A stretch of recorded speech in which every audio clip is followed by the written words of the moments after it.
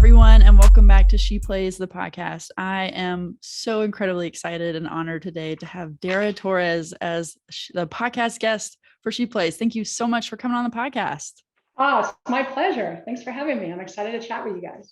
For anyone who doesn't recognize that name, just a quick bio. Dara is a 5-time Team USA Olympic swimmer, 12-time Olympic medalist who broke barriers as the oldest swimmer to compete in the 2008 Olympics. She is also a mother, New York Times bestselling author, motivational speaker, and the chief wellness officer of CaniBrands. So thanks again for taking the time to come on.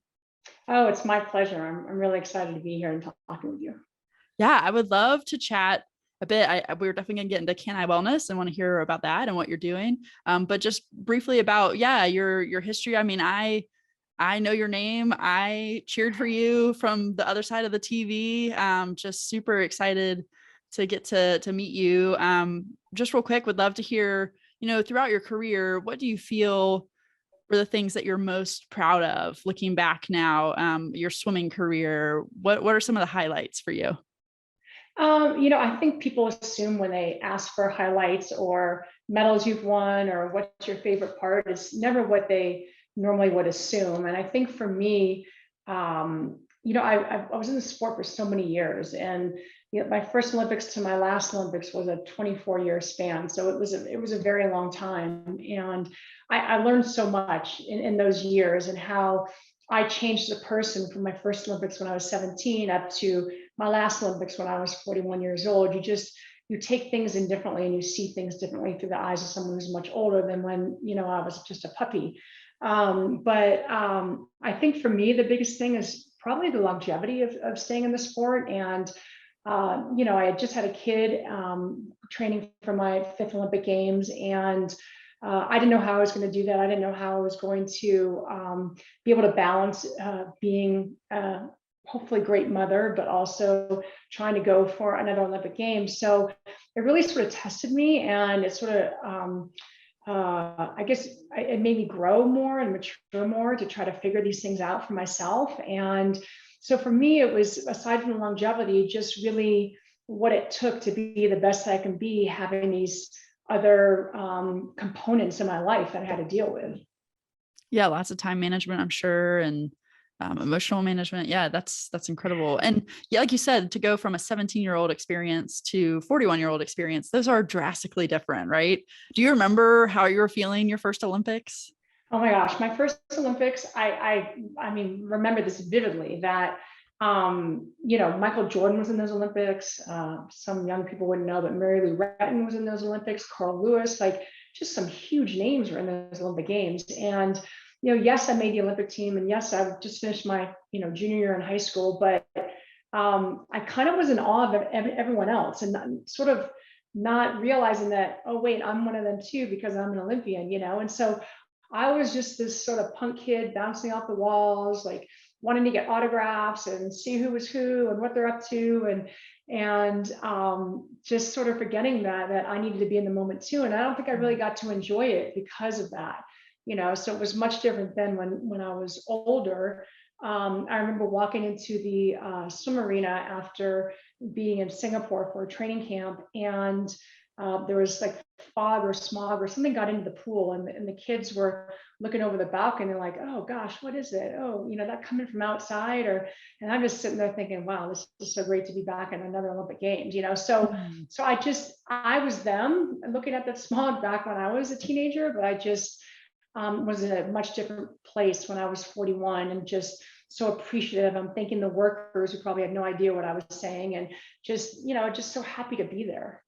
That's wonderful. That's really, to appreciate and have gratitude for all the people and just, the moment. That's awesome. Do you feel, so quick little story. I remember when I went to college, it just had been the Olympics in Greece, and the soccer team won a medal. I think it was gold there.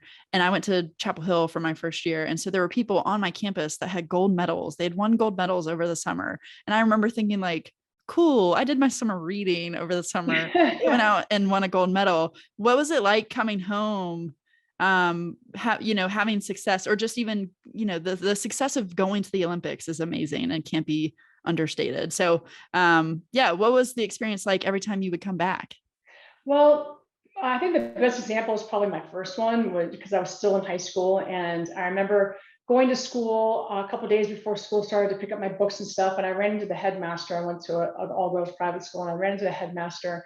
And he was like, "Did you bring your medal?" I'm like, "No, but I'll bring it the first day. But, you know, I don't want you showing it off or anything, because I'm really kind of shy about that stuff." And he was like, "Yeah, no problem." So I get to school the first day. I see him in the parking lot, and I go up and I give him the gold medal. I was like, "Here you go." I said, "I'll pick it up at the end of the day." He's like, "Yeah, no problem." I'm like, "Don't forget, like, don't show anyone. Like, this is just for you to hang on to or whatever." And he said, "No problem." And like probably like 10 a.m. there's an assembly called, and he starts playing the Olympic theme, has to put it around my neck as I walk up. Like, I just didn't want, I guess I being in high school, I didn't want people to like me because of that. I wanted like them to like me because of who I was. And so I was mortified Mm. that he had done that. But after that, I was in college, then I was out of college, and yeah, people want to see the medals, but it's not like you go around. And you can ask most Olympians, we don't go around walking with them, and everyone always says, "Oh, if I had a gold medal, I'd be showing everyone," but you really don't. I don't know. It's just at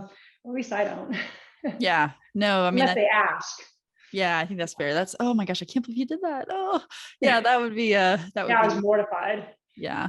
Well, hopefully as you came back from your four others, that it was Pretty a little chill. bit better. Yeah. Yeah. Um, just again, real quick about like swimming in general, because it's a team sport, right? But there are also individual aspects of it, individual races. What I feel like that's, very different than a lot of other sports.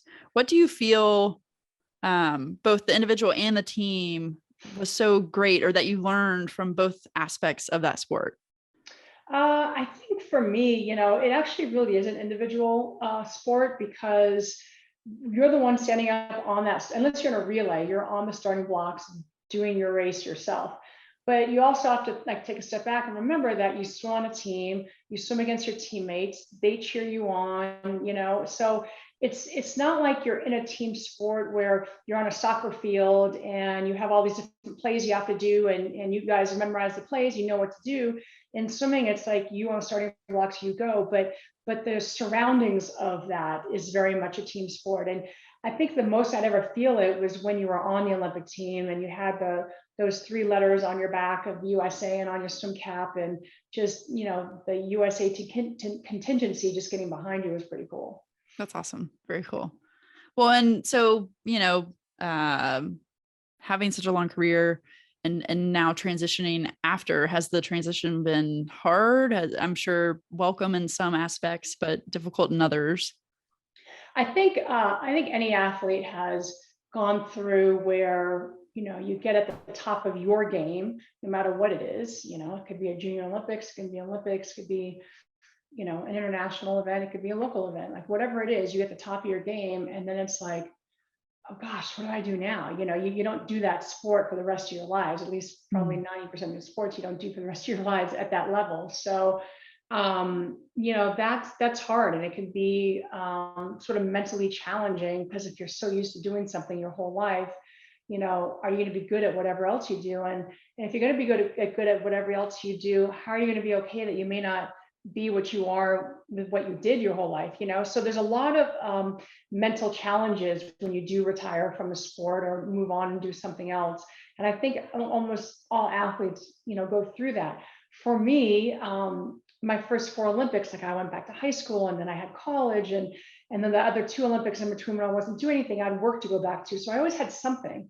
And on the last one, I had my daughter to go back to, and it was just like back to the routine. I got a grocery store, I had to take tests in nursery school, and it just, so I was very grateful and lucky that I had other things to go back to. But it's very hard for the athletes who their whole life has been that sport, and they don't really know, they get kind of lost on what to do. And it takes a little while to get out of that funk and sort of figure out what you want to do with the rest of your life. Yeah, I can't even imagine. Like you said, especially for an elite athlete to devote so much time and energy and thought to crafting, your performance. Yeah. It's got to be a total change. Well, so you have made the adjustment, and you're an author, motivational speaker, and now also chief wellness officer for CaniBrands. So can you tell us a little bit about what you're really into and passionate about now? Yeah, so I do some TV work here and there. That I work on an all-women sports talk show for CBS Sports Network. I love going out and giving motivational talks. It could be to big companies, it could be small companies, it could be high schools. Like, it's just something that I really enjoy to do. I feel like a lot of athletes get a little nervous up there standing there. They don't mind someone doing Q&A, but to go out there and tell their story, it's not the most comfortable thing. But I don't know, it's something that I very much have grown into that role, and I love it. And the other thing that I've been doing is, which I'm really excited about, is I am a spokesperson for CaniBrands. And CaniBrands is a CBD company that I got involved with because I had some really bad knee injuries, which turned into a quad tearing off my bone. And I was having a real hard time healing. And normally in my swimming years, I would heal very quickly. But as I got older and your hormones change and stuff, I wouldn't heal as quickly. And so I got introduced to CaniBrands through my old trainer named Andy O'Brien. And he was telling me about this company that has non-THC CBD in it that would help with my mending. They had a cream that I can use or a spray. And I said, oh, while you're at it, do you guys make any sleep products? Like, oh yeah, can I sleep? And I'm like, oh, this is great, because as you get older, it's harder to sleep. And even though you're tired, it's harder to sleep for some reason. So I got involved with them. And then the company decided also to launch a new line of non-CBD products in the last year. And it's for energy, hangovers, stress, and sleep. And they're getting really amazing reviews on Amazon. And a lot of people hate swallowing pills. I'm okay with it, but like my daughter can't stand swallowing pills. And it's just one of those things that you can either swallow pills or you can't. And so the fact that people hate swallowing pills or mixing powders, they have sprays that are just so convenient, and they really work immediately, which sometimes pills take a little while to work. And my favorite, though, is Can I Sleep? Because if you wake up and you want to fall back asleep and say it's 2 a.m., you take a couple of sprays and you get back to sleep in minutes. So it's really, really an awesome product. I also use their Can I Boost. For me personally, there are days sometimes when I'm going through the day and I'm just really tired. I mean, I'm always on the go. Like, I never stop. Even if I don't have work that day, I got to do this, got to go to the grocery store, I got to, and I'm just always going. And sometimes you just hit a wall. And so I like to take the Can I Boost, because you get an extra boost of energy right before, I'm not feeling well. Or I know athletes that use it, they want to get a quick extra booster of energy before a game or competition, and you get that immediate lift in minutes. So it's something that I just am in love with, and it's really helped me. I've introduced it to a lot of friends. My family uses, they especially love the Can I Sleep. And if your audience wants to go out there and check it out, it's, like I said, there's no THC in it, and they have the wellness brand too that doesn't have the CBD in it. And you can go to canibrands.com to check it out. And if you do want to get a little bit of money taken off of that, you can use your promo code Dara30. And it's awesome. So I'm really glad that I'm a spokesperson. Hopefully I'll keep, going out there and sort of educating people about what it is, and it's healthy, it's all vegan, and we love that. Yeah, awesome. And we will put all of that in the show notes too. So anyone listening, you don't have to pull your car over and type it in right now. We'll have it in the notes. But yeah, so the spray is like a mouth spray. Yes. So there's two things. There's an oil with a little tube that you could squeeze, and I know there's another name for that, but I'm just blanking out right now. I want to say syringe, but it's not really what it is.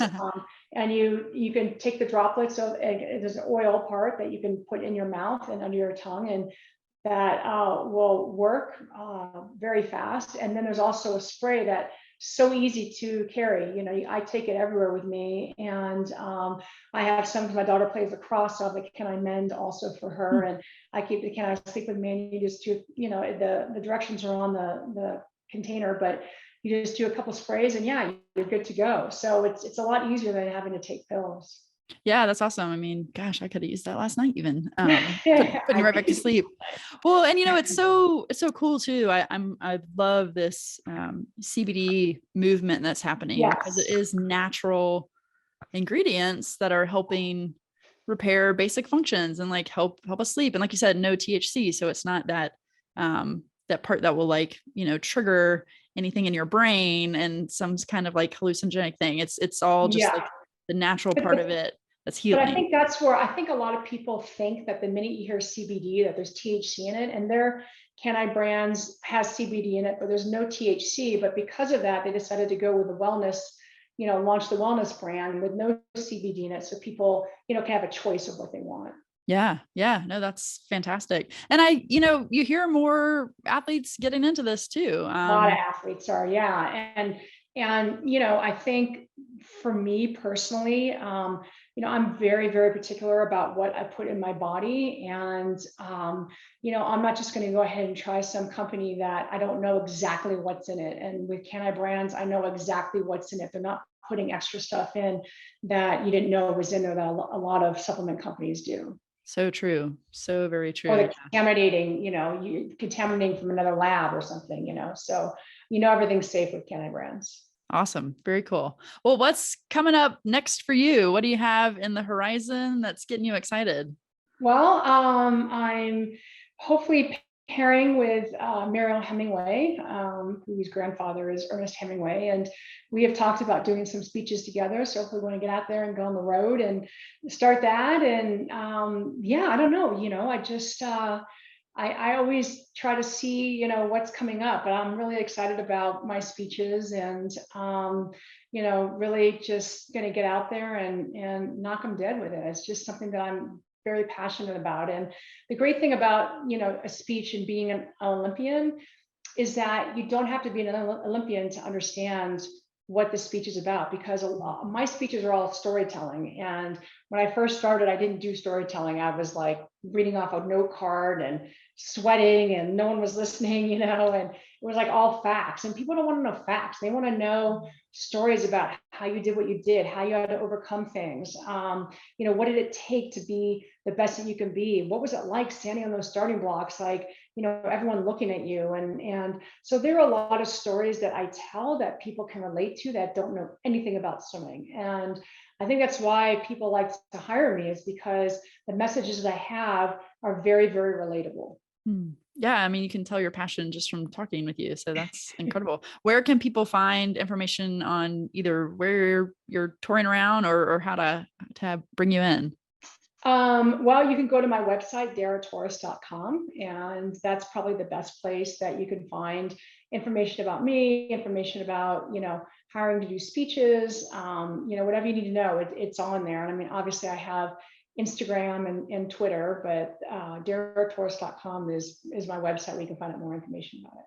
Awesome. And like I said, we'll put that in the show notes as well. Cool. Well, do you mind just answering a couple rapid fire questions? Yeah. Yes. Some like still like your athletic career related. These maybe not so much rapid fire, but when it came to mental blocks or mental challenges, what helped you get through those? I think the more I had a mental block and the more I thought about it, the worse I would do. And I think trying to get your mind thinking about something else, like I think people would say I would choke in my races. Like I would get worried about where everyone else was. And then I just started worrying about my races and realizing that whatever's going to happen is going to happen when you get on the starting blocks. Don't overthink it. And so for me, getting over the mental challenges is not thinking about it so much, where I'm so like zoned in it that I can't think about anything else. So that for me, that's what worked. Yeah. Yeah. Fantastic. What was your favorite place you ever swam? Australia, Sydney, favorite place I ever swam at those Olympic Games in 2000. Very cool. Those were, I mean, all of them are exciting games, but I do remember that one specifically. What was your sweetest victory in swimming? My sweetest victory probably wasn't a victory. Okay. My last Olympic Games in 2008, I was fifth going into that competition, the 50 freestyle, and I ended up in the prelims and semifinals, qualified first going into the finals, and I lost that race by 100th of a second, and it kills me, but it also was one of the best races I ever swam. So it doesn't always have to be about that first place to be my best race. Love that. Oh, that is good stuff. Everyone go hit repeat the last 15 seconds and listen to that again. What was your like pre-race ritual, or like, did you have a favorite warm-up song you're listening to in the headphones? Since I was 13 at my first nationals, I would go off, and I didn't know I did this until my coach pointed out to me, but I'd go off with my Walkman on back then and listen to music. And it was either classical rock or whatever the top songs that were really motivational and had a great beat of that year were. So anything that had a beat and that could get me riled up is what I listened to. Love it. Love it. Who was your favorite athlete growing up as a kid? Who did you look up to? Okay, so I didn't have one particular athlete that I would be completely fond of. There were a lot of them that had a lot of different qualities. Jesse Owens, there was Magic Johnson, there was a famous swimmer who came before me that swam in my events named Jill Sturkle, with her sort of sportsmanship. And so there's always athletes that did something that I was very fond of and that I'd like to incorporate the way I was as an athlete, that were really my idols. That's awesome. Very cool. And yeah, looking beyond just the performance. I think a lot of people, especially nowadays, really look to that. Authenticity is very important, I think, for today's culture. So that's awesome. What is your favorite sports team? I guess I'll say Yankees. There you go. That was no Well, hesitation. I got to tell you why. So my father grew up in New York. He was born and raised in New Jersey and then grew up in New York City. And when he was a little kid, he had me when he was older. So when he was a little kid, he used to go to Yankee Stadium to work and turn the turnstiles to let all the all the spectators in. And once they were done, they would let the kids go and sit in the bleacher seats and watch the games. And so he was a huge Yankees fan growing up. We always watched all the Yankee games, and he was a huge Babe Ruth fan. So how can I not be a Yankee fan? That's awesome. Love it. Love it. This was the question that I thought of while you were answering your last question about who did you love growing up watching? Who is inspiring you now as an athlete? That's a good question. I mean, obviously I loved watching Allison Felix. She was pretty incredible at the Olympic Games, but then you have these young ones like Eileen Gu, and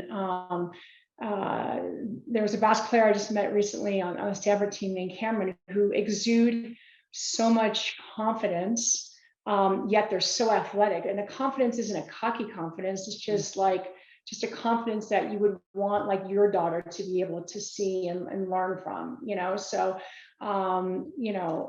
those type of athletes, the ones that are up and coming and that are really just doing a great job and very sportsmanlike, yet just tremendous athletes, and have that confidence when they get off their skis or the court or whatever. And obviously athletes like Allison Felix, who ran and had a couple babies or whatever, like that's pretty cool too. So yeah, absolutely.